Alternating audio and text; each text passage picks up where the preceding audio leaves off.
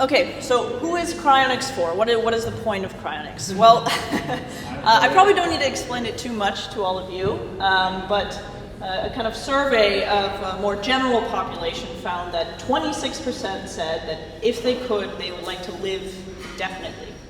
Right? I'm guessing that if we did that survey in this room, it would probably be a little higher than 26%, but that's kind of like roughly the general population, the interest in this.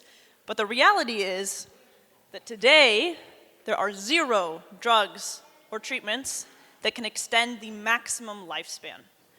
There's a lot of focus on kind of health span and trying to make sure that when you're in your 80s, you're doing better, or maybe trying to fight individual diseases, but actually extend the maximum human lifespan, we have not achieved this yet.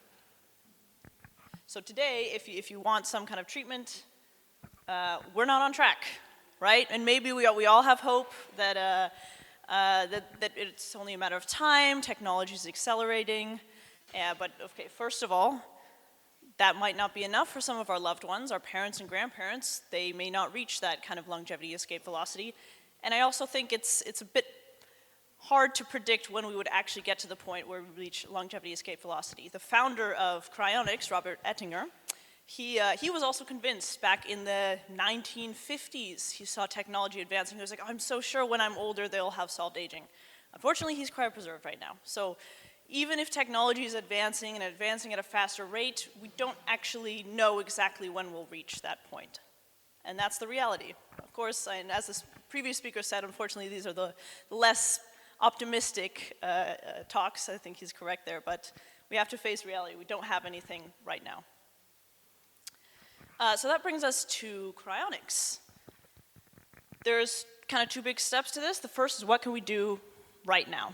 So if current medical technology cannot do anything for you, the one option you have right now is to be cryopreserved. All right, and this involves a surgical procedure, which often happens in an ambulance just like that one, where you replace the blood in the body with cryoprotective agents to avoid freezing. You do a lot of stabilizing procedures and like slowly lower the temperature down to the point where nothing is happening on a biological level, fully putting the person on pause, right? Like, I think, you know, after a few thousand years, a few molecules might move a little bit, but like truly effectively, you're paused. And then the second step is the future, right? Once the technology has advanced enough, first of all, to cure the thing that killed you, and also to take you out of cryopreservation safely, and ideally, at that point, also anti-aging would be, you know, probably something that they solved quite a long time ago, then you can be brought back. That's kind of the fundamental concept of cryonics. We know that, of course, this is speculative. We are relying somewhat on the future, but then again, we're all doing that today already. We're all relying on big advancements for longevity to come and defeat aging. This is one that's just on a little bit of a longer timeline because we recognize that that's might be what it takes. Okay, so this is it's not just sci-fi, this is a reality, right? This is, here you can see one of the actual pods, so maybe not quite as cool looking as what you'll see in a sci-fi movie. And here you see the 2 founders of Tomorrow.bio. This is over 2 meter, I think, long kind of vacuum tube filled with multiple patients and filled with liquid nitrogen. So one thing you might notice is anytime I talk about cryonics online, people always say, oh, but what happens when the electricity goes out? Well, actually, nothing. It's pretty anticlimactic. There's no cables here, it's just liquid nitrogen. And that gets topped off at the very top around every 2 weeks, so it's something there's no sudden power outage and then everything's gone. This is much more secure than that.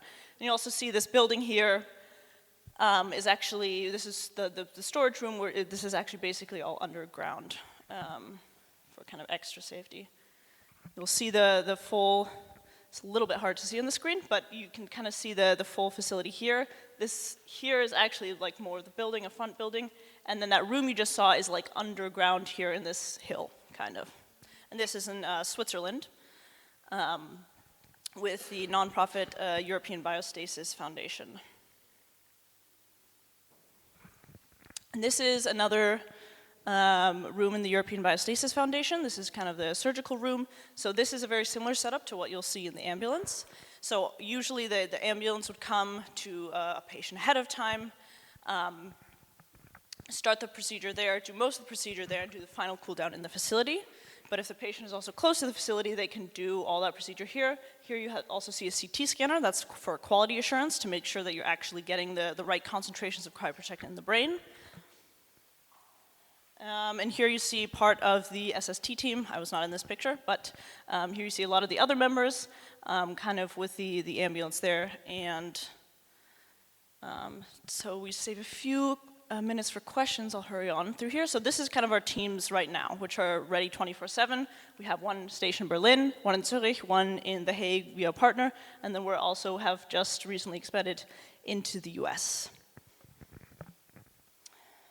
Okay. One final message before we get to questions from me. Very important, if you are interested in cryonics, don't cryocrastinate. It's so common for people to be interested in this topic and then just kind of push off signing up forever and ever. There's like two pleas I'll make to you about why this is a bad idea. You can scan this QR code and go to the website, learn more, and sign up. But yeah, my 2 reasons are, 1, you of course don't know what will happen to you. You could get some kind of cancer tomorrow, even if it's not deadly. It'll make getting insurance in the future impossible, which is usually how people pay for cryopreservation. So really just making sure that you're secure. Even if it's not a super high probability, just making sure that that's done. And the second reason is kind of a broader reason, is that everyone in this room waits until they're 80 to sign up. And everybody else who's interested does that, well then in decades, we're not gonna be that far in cryonics, right? It kind of requires people to get involved earlier so that more money can be invested into research to improve all the cryoprotectants, to build more teams, right? You're both securing yourself and kind of contributing to the larger project. So if you're interested, don't cryocrastinate.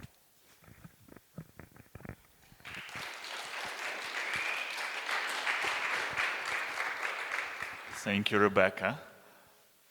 Do we possibly have a person or 2 in this room who is signed up for cryopreservation? Okay, 1. And where is Linus? Oh, Lawrence too. And another one is Linus, but he's not here. He was here. So people already sign up. And how much do you pay, Lawrence? Okay. Okay, let's go. Let's then get to questions, please. I didn't have a question.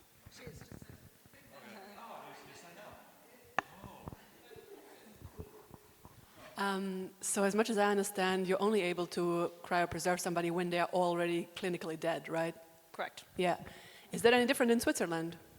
No, that's the case in every country. So there are no exceptions, unfortunately. There are obviously, some countries, Switzerland included, where you can do death with dignity and kind of do things on your own terms. But at the end of the day, cryonics only starts after a legal pronouncement. Even if one of these institutions like Exeter so has approved their death? Yeah, you still have to get the pronouncement. Yeah, but I know it feels very bad to be like, oh, they're technically already dead, but death, what we define as death is really just what current medical technology can't save.